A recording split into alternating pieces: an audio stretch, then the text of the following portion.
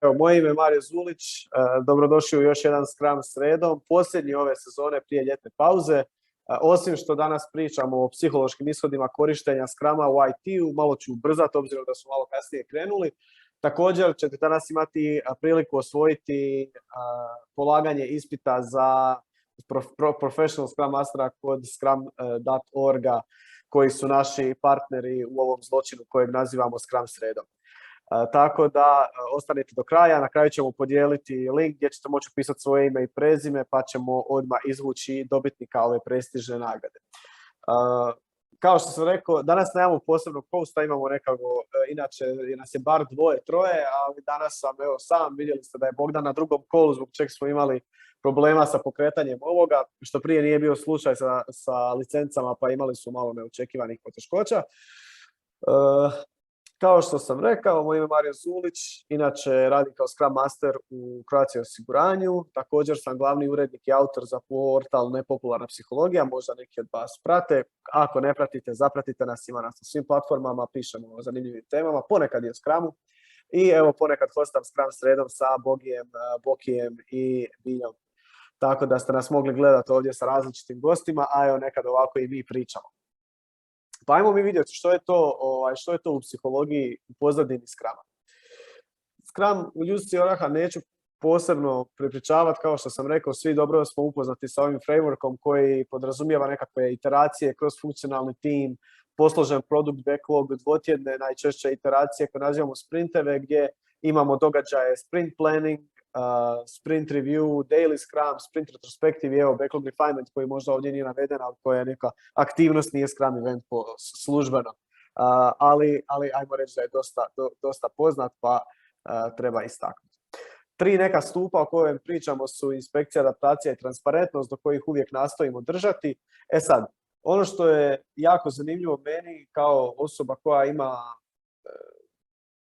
ajmo reći formalno obrazovanje iz područja psihologije i kako sam ja došao uopće do Scruma, bilo je to polu slučajno, jer u mojoj tadašnjoj firmi sa taman je počela implementacija agilnih metoda i imali smo tu coacheve nekakve i meni se ponudila ta prilika, tad sam taman prelazio iz faze apsolvent, stalni zaposlenik, pa sam onda iskoristio tu priliku da ja vidim što je to Scrum i kako ću se snaći u tome. I to je nekako meni ispalo jako zanimljivo, tako da sam se odlučio baviti time, ali ono što mi je bilo još zanimljivije je ta ogromno preklapanje psihologije i Scruma.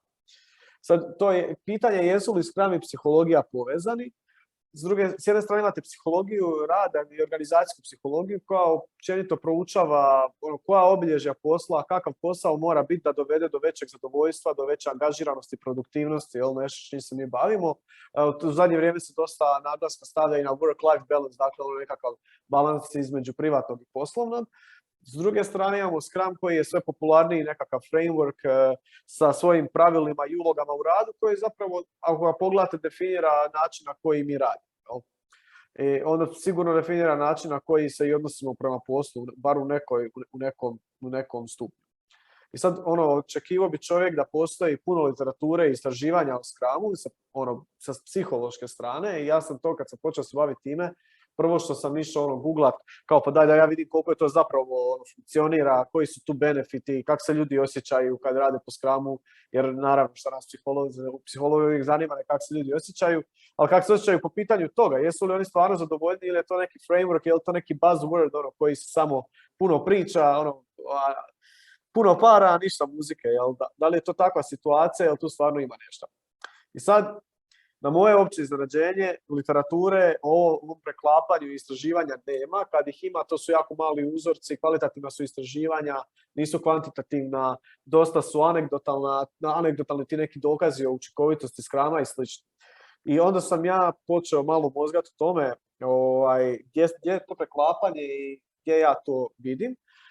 Po meni, ja sam to nekako najviše vidio u 3, ajmo reći, neka velika pitanja koja se po meni mogu odgovoriti s jednog i s drugog područja. Prvo pitanje je kako radimo. I to ovo što sam rekao da je Scrum framework, znači dizajn posla, Scrum nama zbog svojih rola, propisanih evenata zapravo organizira naše radno mjesto.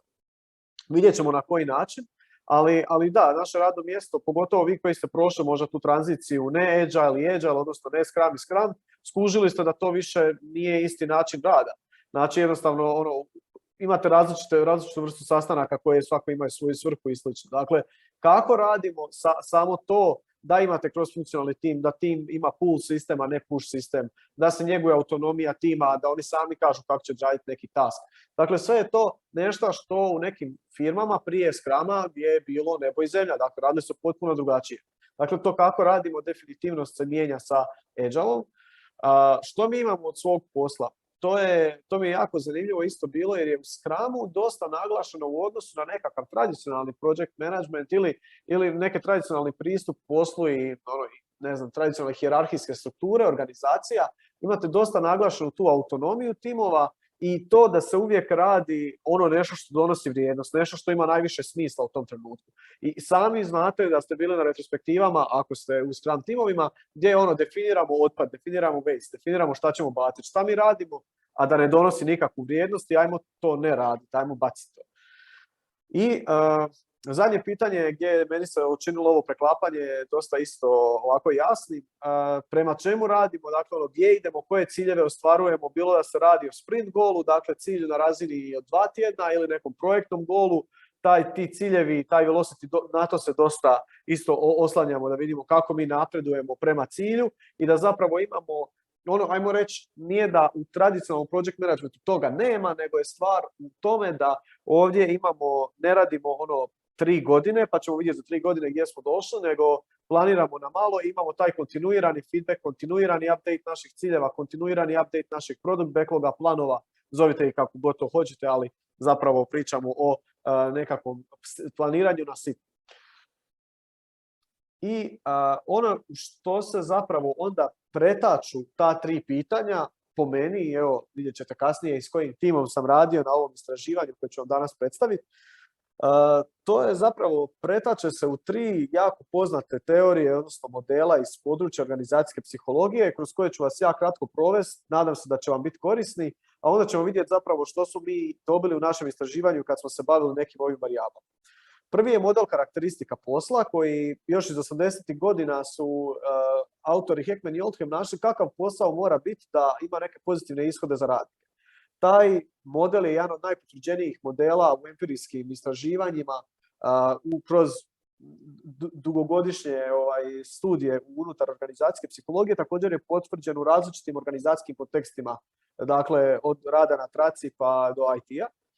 Što se tiče, dalje imamo teoriju samoodređivanja koja je trenutno jedna od najpoznatijih teorija motivacije, ne samo unutar radnog mjesta, nego i van njega, ali imamo, dakle ovdje govorimo baš o radnom mjestu i smart ciljevi, njih ne bi previše objašnjavao, pretpostavljam da ih morate pisati, bilo kvartalno ili nekako je već većini ljudi smart ciljevi izlaze na uši, ali kasnije ćemo kratko i njih spomenuti. Dobili su svoj slajd ako ništa, evo.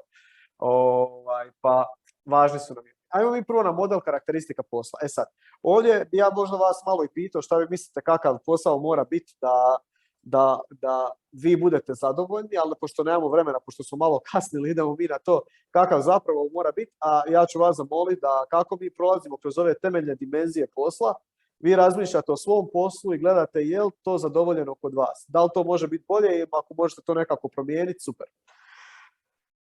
Dakle, ovi autori su našli da imamo temeljne dimenzije posla koje onda kao takve su zadužene za produciranje nekih ključnih psiholoških stanja i onda imamo zapravo zbog tih stanja nekakve ishode na našem radnom mjestu. Kad budemo prolaziti kroz primjere, bit će vam lakše, ali evo čisto na ovoj apstraktnoj razini je ovo model.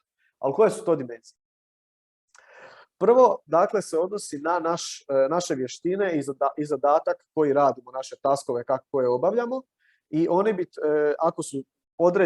ako imaju određene karakteristike, donose tom osjećaju smislenosti posla, odnosno da ono što vi radite na poslu ima smisla. Sad, tu imamo raznolikost vještina. Dakle, ako vi koristite raznolike vještine na svom radnom mjestu, to je nešto što pozitivno doprinosi smislenosti posla. Ako radite na traci i ako bacate komadić salame na onaj Montana sandvič, nije ovo reklama za Montanu ili može antireklama, ne znam, nemamo ništa protiv ni za Montanu, ali ako bacate komadić salame na onaj Montana sandvič s pumpe, dakle, koristite samo jedan mišić u zglobu i čak ne slažete cijeli sendvič, pa onda nemate ni identitet zadatka. A to je identitet je baš to, da imate komad posla od početka do kraja. Ono što bi mi rekli u Scrumu user story, znači da imate vi da možete identificirati nešto, da započnete raditi na tom i da ispratite taj komad posla do kraja, dok to nije nekako zapravo nešto ima svoju funkciju, nešto što može doprinijeti. Značajnost zadatka se odnosi na to da taj zadatak kao sam po sebi je značajan za vas, za firmu, za društvo u cjelini, možemo gledati na različitim razinama, ali da zapravo da taj zadatak ima nekakvu vrijednost. I sve te tri stvari doprinose doživljenoj smislenosti posla. Drugo je autonomija. Sad autonomija kao takva, ako istražujemo autonomiju samu za sebe, to je pronađen kao jedan prediktor, znači varijabla osjećaja autonomije je nešto što nedvosmisleno doprinosi produktivnosti, radnoj angažiranosti, općenitoj motiviranosti djelatnika, tako da je autonomija nešto što je izrazito bitno i ovdje vidimo izdvojena je kao posebna dimenzija u ovom modelu. I ono do čega autonomija dovodi je ta doživljenost odgovornosti, doživljena odgovornost na poslu. Dakle, da ste vi odgovorni za nekakav ishod. Zadnja temeljna dimenzija koju ćemo proći je povratna informacija i ona vodi do poznavanja rezultata. Mislim da poznavanje rezultata je dobro i nužno da mi znamo gdje smo dobri i gdje možemo biti bolji. Kako ćemo to znati osim ako ne dobijemo nekakvu pravovremenu povratnu informaciju. Sve ove zajedno karakteristike, odnosno temeljne dimenzije, dovode do ishoda kao što su motivacija za rad, kvaliteta radnog učinka, zadovoljstva poslom, mala stopa odsutnosti i promjene posla i niz drugih, ali ovo su neke možda najčešće istraživane. Sad, spomenuo sam i teoriju samoodređenja. Čisto da nema sad posebni slajd i da vas ne bunim dodatno, dovoljno vam je i ovo psihologije možda za danas, to je da teorija samoodređenja se zapravo dosta preklapa sa modelom karakteristika posla. Oni imamo zapravo tri velike potrebe koje mi zadovoljavamo ili ne zadovoljavamo na svom poslu. To je potreba za autonomijom, gdje možemo to spojiti s ovom doživljenosti odgovornosti na poslu i autonomiju kao temeljnom dimenzijom. Potreba za kompetentnosti, što možemo opet spojiti sa poznavanjem rezultata. I potreba za povezanošću. To je nešto što, na primjer, Oldham i Heckman nisu prepoznali kao temeljnu dimenziju posla, jer nije dimenzija posla, jer je potreba za sebe, ali ono što mi možemo reći da je potreba za povezanošću, kako je na poslu ostvariti, pa kroz neki timski rad, kroz neku koheziju unutar tima i ako njegujemo te stvari, onda zapravo zadovoljavamo potrebu za povezanošću. I sad opet vraćamo se na naš Scrum. Kako Scrum parira s ovim stvarima? I meni je na primjer, model karakteristika posla prvi, još dok sam imao coacha u svojim timovima, ja kažem njemu, on meni objašnjava kako se radi Scrum, i ja kažem, pa nije, to je ovo je meni čisti model karakteristika posla. On, kako nije psihološke struke, ovo je samo pogledao kao blijedo o čem ja govorim. On je meni radio prezentacije o Scrumu i vježbe, a ja sam njemu radio prezentacije iz organizacijske psihologije. I već sam tu od samog početka vidjela to preklapanje, na primjer s ovim modelom. Ove neke kasnije modele smo dodali kasnije jer nam se činilo da ima povezanost i tu. Ali evo, možda je ovo najočitija. Sad, gdje? Imamo povratnu informaciju, kao što smo vidjeli, temeljnu dimenziju karakteristike posla, gdje mi imamo povratnu informaciju u Scrumu. Mi imamo, znači, na kraju svakog sprinta, tijekom sprint reviewa, imamo povratnu informaciju od product ownera, od stakeholdera, updateamo naš product backlog, znamo gdje idemo. Znamo da jesmo na dobrom putu ili full up. Daily Scrum povratna informacija na razini tima i koordinacija, dakle, kako mi napredujemo prema našem sprint goalu. Sprint retrospektiv kao po samoj definiciji izvor povratne informacije gdje mi pričamo o tome šta radimo dobro, šta može biti bolje, i imamo, znači, povratnu informaciju i u smislu načina na koji radimo, naših procesa i tehnologija, tehnika koje koristimo, ali i povratnu informaciju na komunikacijskoj razini gdje zapravo njegujemo onu povezanost do koje ćemo isto kasnije doći. Autonomija je zapisana kao ono glavno valjda pravilo Scrum timova, osim da su kroz funkcionalni, jer u samom Scrum Guide ono kaže niko ne govori Scrum timu kako on radi svoj posao osim Scrum tima. Ni Product Owner, ni Scrum Master. Dakle, autonomija je samom metodologijom rada nekako zakucana u kamen i nešto što se jako njeguje unutar sprint planninga, ali na daily Scrumu kad se koordiniramo kako ćemo raditi svoje taskove. Važnost zadatka, iz one, ako se sjećate tamo kod one Montana sandviča, važnost zadatka je prepoznata u tome da nam je product backlog uvijek složen od najsmislenijih do najmanje smislenih zadataka, odnosno od onih koji donose najveću vrijednost do onih bezvrijednih. I isto vrijedi za sprint backlog kad se pretoče na sprint planningu u sprint backlog. Identitet zadatka je jako zanimljiv u Scrumu, jer kao što sam rekao, imamo user storije, trudimo se da imamo taj inkrement na kraju sprinta, da imamo nešto funkcionalno, da imamo nešto konkretno, i to je dakle identitet zadatka koje pratimo na razini sprinta. I različitost vještina imamo u našem cross-funkcionalnom timu, gdje se podrazumijeva da nemamo single points of failure, dakle da imamo ljude koji mogu pokriti različita područja, i last but not least, definitivno povezanost unutar tima koju njegujemo i na retrospektivama i neformalnim druženjima, ko više ko manje, ali nekako Scrum Masteri se uvijek trude biti usmjereni na tim, da povežu taj tim, a i sam Scrum kao takav i Jeff Sutherland, oni su u Sutherland uvijek dali naglasak tu na tim i koheziju tima, jer sam naziv Scruma je, dakle, oni rugby igrači kad se uhvate svi zajedno u krug pa se miču kao jedno tijelo, a zapravo je tu velik broj individua. I tako nekad po meni sama ta neka ideja, premisa Scruma je usmjerena na tim, na rad u timu. I evo ga, smart ciljevi koji su dobili svoj slajd, i oni su zadovoljeni. To nekako planiranje koje treba biti usmjereno. Mislim, da se razumijemo, smart ciljevi su užasno korisna teorija i užasno potvrđena teorija. I ako imate smart cilj zadan, puno je veća vjerojatnost da ćete ga dostići nego ako ste sam napisali neku rečenicu na papir koja je dosta općenita i koja je više neka želja nego cilj. Dakle, ako vi imate cilj koji je specifičan, koji možete mjeriti, ako možete mjeriti svoj napredak prema njemu još bolje, koji je dostižan i relevantan, a istovremeno ima neki vremenski rok, stavili ste ga u neke vremenske gabarite, to je cilj za poželjeti. Sad, kako Scrum tom doskače? Dakle, imamo specifičan cilj, dakle imamo cilj sprinta, tim ima jasnu sliku što je cilj na tjednoj, dvotjednoj, trotjednoj razini, ali opet imamo i specifične ciljeve ako gledamo dalje, ali opet tu je super što mi nemamo taj zakucani scope u drvo, nego taj scope koji možemo mijenjati od sprinta do sprinta. Što se tiče mjera, imamo različite burn down chartove, velocity, story pointsove pomoću kojih mjerimo naš napredak. Attainable, tim sam postavlja ciljeve uglavnom malo iznad svojih mogućnosti. Relevantnost nam je zagarantirana posloženim backlogom, ako vam je posložen backlog, nadam se da je, za vaše i naše dobro.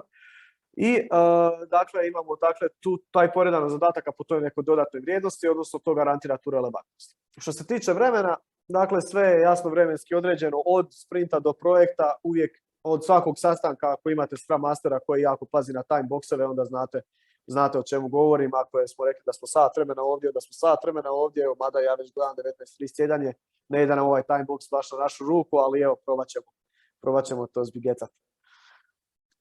Sad sam malo ispričao zašto je uopće meni palo na pamet da ja odem do Filozofskog fakulteta Sveučilišta u Zagrebu i imam, kako se popularno to naziva, pitch meeting sa dva sveučilišna profesora i da im kažem, gledajte, ovo je jako zanimljivo, ovdje imamo jako puno preklapanja sa nečim čim se mi bavimo u struci, šta vi kažete da mi malo istražimo to? Ovo su ta dvojica sretnika koje je dopalo istraživanje Scruma zajedno sa mnom. To su Nikola Erceg i Mitja Ruževičić. Oni rade kao profesori na Zagrebačkom sveučilištu na odsjeku za organizacijsku psihologiju. Također vode i jako fora stranicu Business Psychology Lab, gdje možete čitati jako puno tog korisnog o psihologiji na radnom mjestu. Provode i neka istraživanja, rade i radionice kod različitih firmi i predavanja, tako da zapravo dosta jedan širok skup djelatnosti rade. Mogu vam je linkat kasnije, Business Psychology Lab radi super posao. I ja s njima kao osoba koja je bila zadužena za malo pojašnjavanje Scrum priče i tog dijela.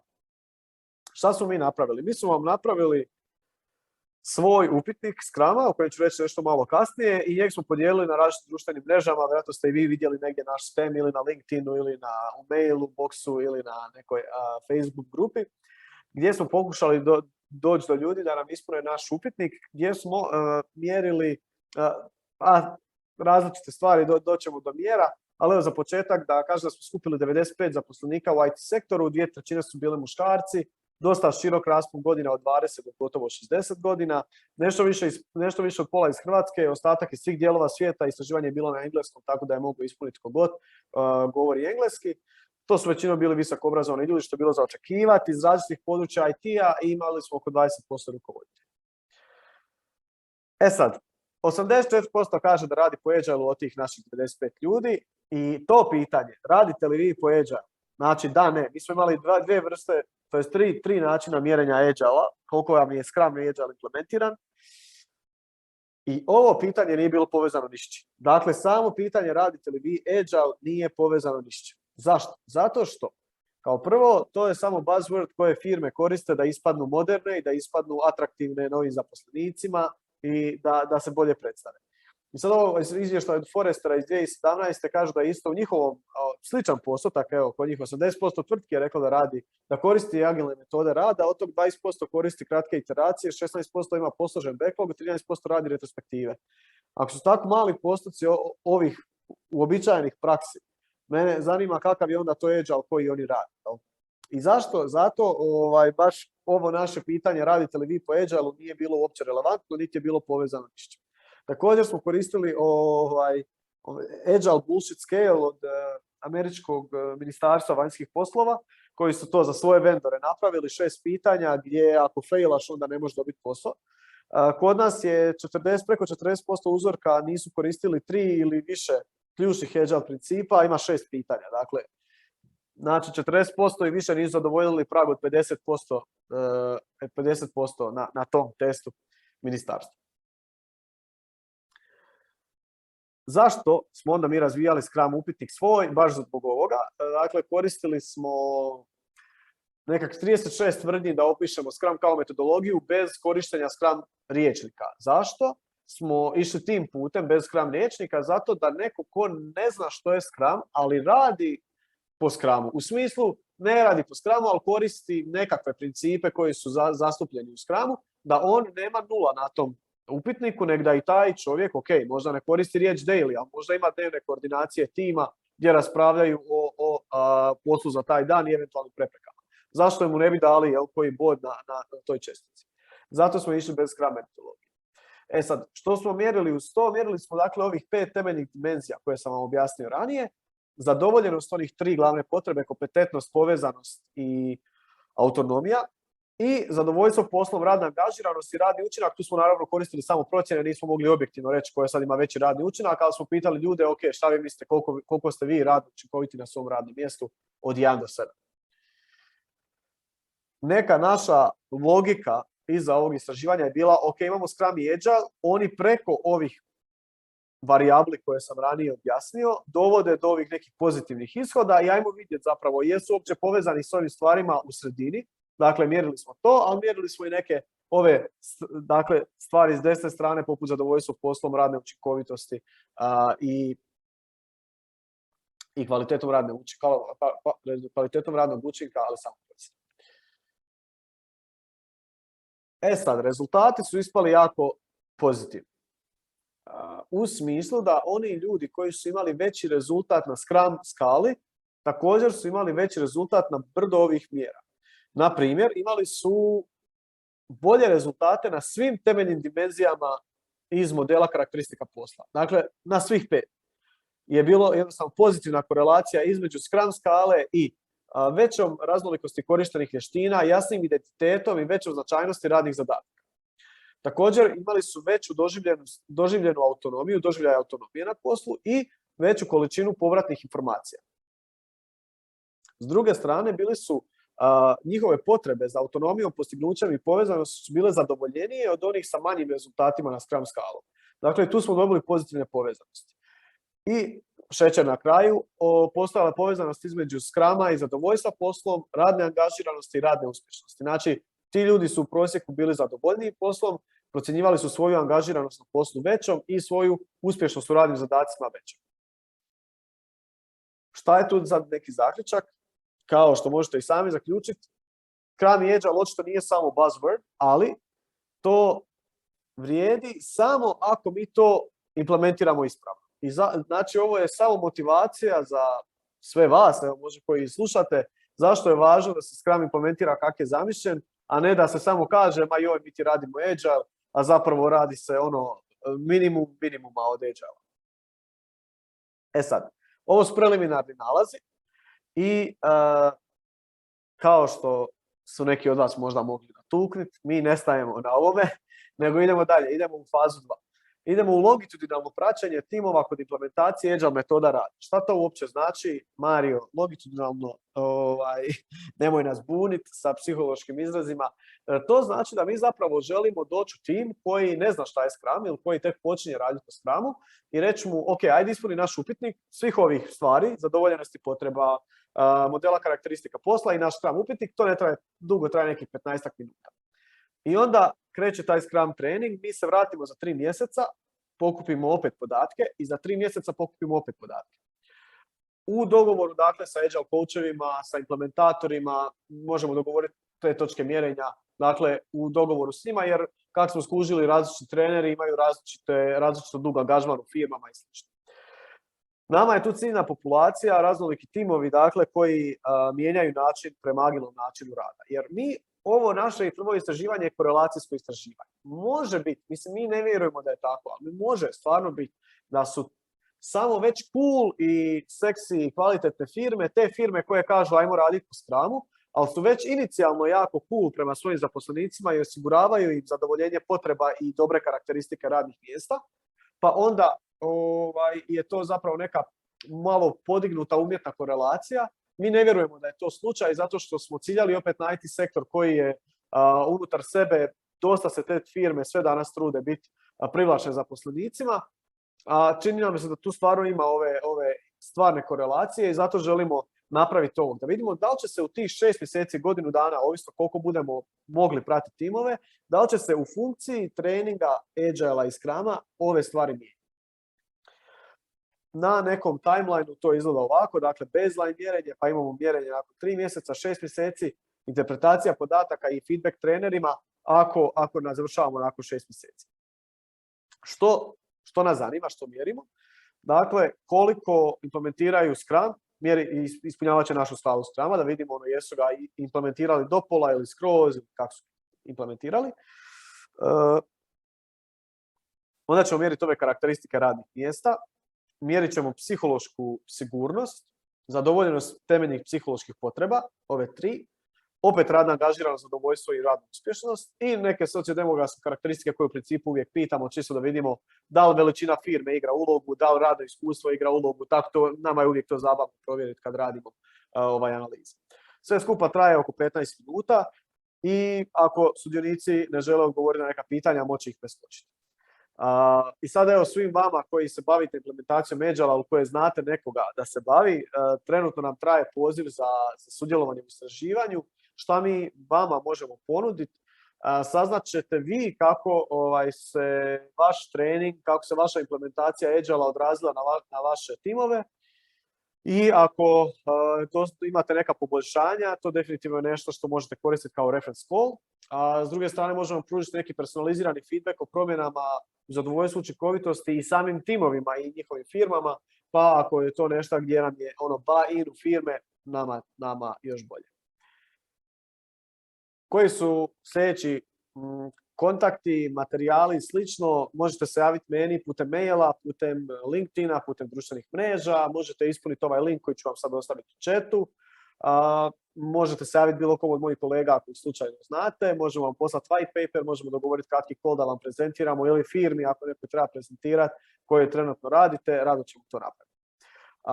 Ovdje sam na kraju stavio svoj kontakt, čisto s moj mail. Možete mi se javiti na LinkedInu, Facebooku, Instagramu, Tinderu, Grindru, gdje god sve primamo trenutno, jako smo očajni za ljudima koji su voljni sudjelovati u istraživanju, jer mislim bottom line je stvarno cool istraživanje, samo kao što shvaćate i sami, mi ciljamo jednu jako sad, prije smo imali bilo koji iz IT-a pa smo jedva došli do tih 95, a sad želimo baš ljude iz IT-a, mislim ne moraju biti iz IT-a, ali najčešće su IT-u te implementacije agilnih metoda rada, pa to je baš neka uska niša, tako ako slučajno se bavite time, da pače, hit us up, bit će nam predrago, a evo, nama je opet drago ponuditi taj neki feedback vama, kako se to odrazilo na vaše timove, jer možda, i što je bottom line iz Scruma, vi možete napraviti inspect i adapt nakon našeg feedbacka, vašeg treninga. No? Evo, to je to od prezentacije. Ja sad mogu odgovarati pitanja ako nekih imate, da pače. To će mi biti jako drago. A ja ću vam do tad dok vi smislite pitanje, ako neko imate. Evo, možete mi reći možda kako ste prošli na ovim temeljnim dimenzijama, ako nemate pitanja kroz ovih 5 kad ste razmišljali kako je vaše radno mjesto. Jedan kolega nedavno na jednom ovom predavanju gdje smo isto predstavljali ovo istraživanje je rekao da razmišlja o otkazu. Tako da nadam se da je to bila samo šala, da mu neću ja biti zaslužan, da mu neću ja biti taj kap koja je prelila čašu. Ali evo, da, možete možda malo to, ili ako imate neko pitanje vezano za sam ovaj upitnik, recite. Evo.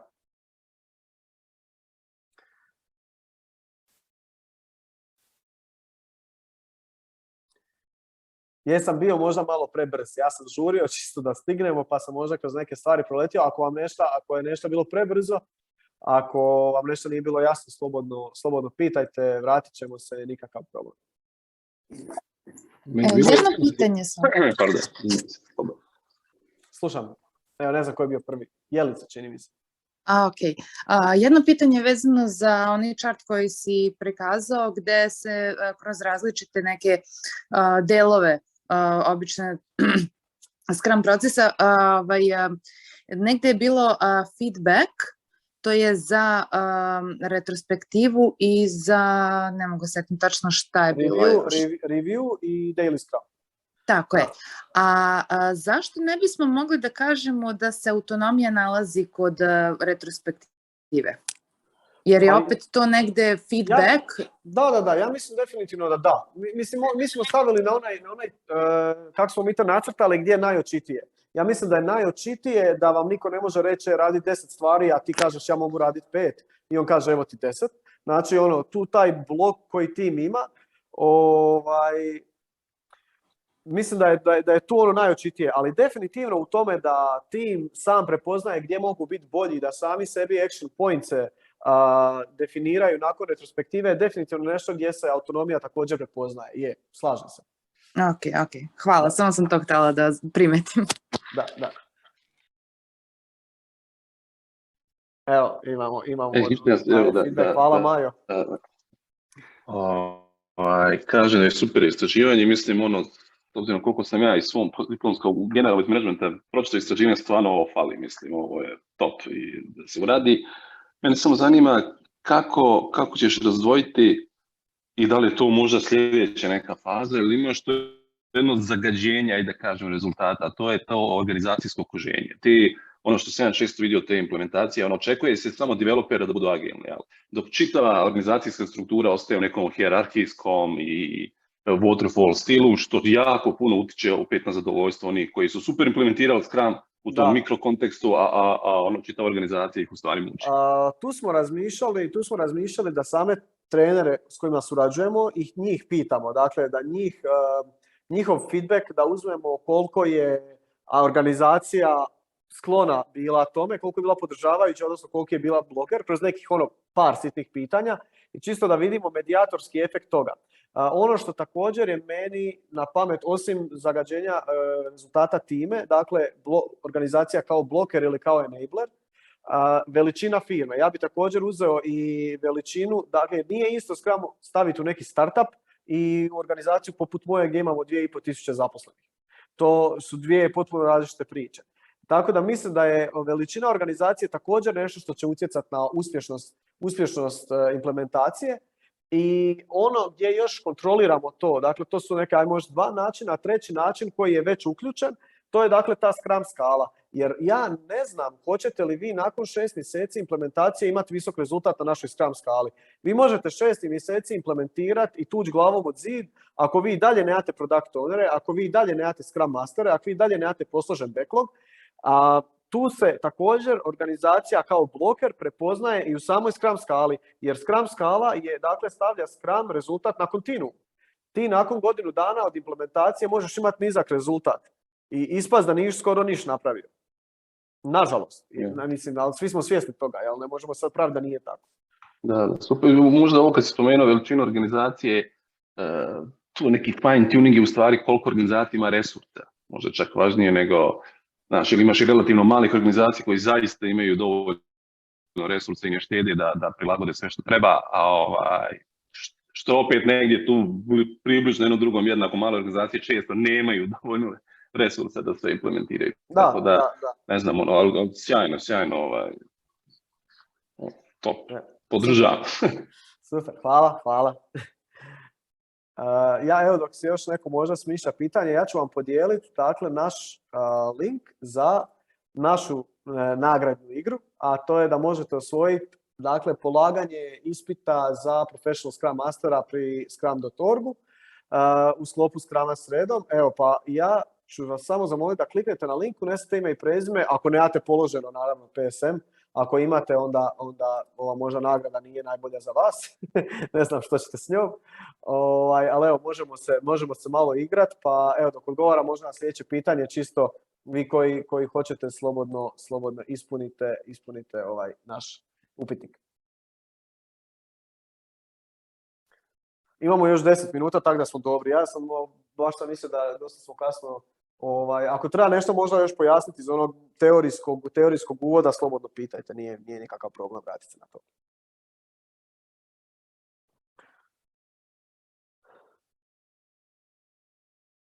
Jelica je podigla ruku, bar mi je došla obavijest, ne znam li to nešto od prije ili sad?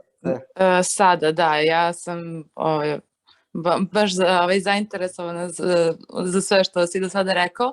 Interesuje me samo na kraju kada se meri učinak, odnosno stepen sprovedenosti Scrum frameworka u određenoj organizaciji, da li u to spada i ocena stakeholdera koliko je projekat uspešno odrađen ili samo koliko su sprovedeni Scrum procesi? Dakle, mi, evo, nažalost, možda je to je sigurno, zapravo nije možda, to je sigurno nedostatak, ali nismo uključili stakeholdere u ovo istraživanje. Možda zadovoljstvo stakeholdera i implementacije Scruma je istraživanje za sebe, koje bi opet imalo nekih puno mjera. Ovdje smo baš išli zahvatiti, dakle, timove koji rade po Scrumu, jer stakeholderi, nekad je to projektno orijentirano, nekad proizvodno orijentirano, nekad procesno orijentirano. Ima i puno različitih implementacija Scruma. Zato smo se za sada, mislim, kažem, ovako istraživanje nije bilo provedeno ni ovo prvo naše, nije ovo drugo, nisam pogotovo longitudinalno vidio, ako nije kvantitativno. Zapravo ima jedno istraživanje iz 2022. siječnja, gdje su oni dobili isto neke pozitivne ishode za povratnu informaciju i još nešto. To je jedno, ajmo reći, svjetla točka u istraživanju Scruma. Tako da za sad nismo uključivali stakeholdere, ali mislim da bi to bilo dobro za posebno istraživanje. Zašto? Zato što to može biti jak argument za korištenje Scruma kod projektno orijentiranih firmi. I baš sam pričao nedavno sa jednim kolegom koji radi za različite vendore i onda se s vendorom dogovaraju hoće raditi agile ili ne, jer neki vendori jednostavno ne žele da se radi po Scrumu, to je njima sve nekako, ne znam, nepoznato, pa onda je možda i neka negativna percepcija nečeg nepoznatog, tako da ima i tu razlike. Evo. Tako, ali definitivno nešto što bi isto trebalo istražiti, ja mislim da bi to bilo jako zanimljivo.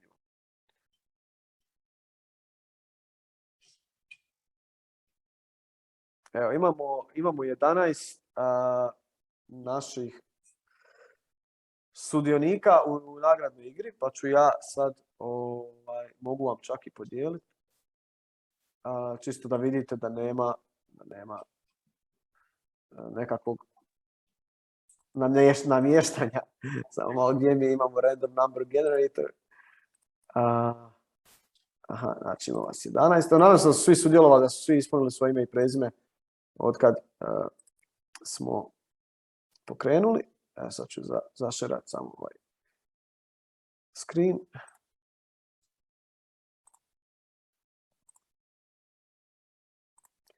Evo ga, dakle tu imamo imena.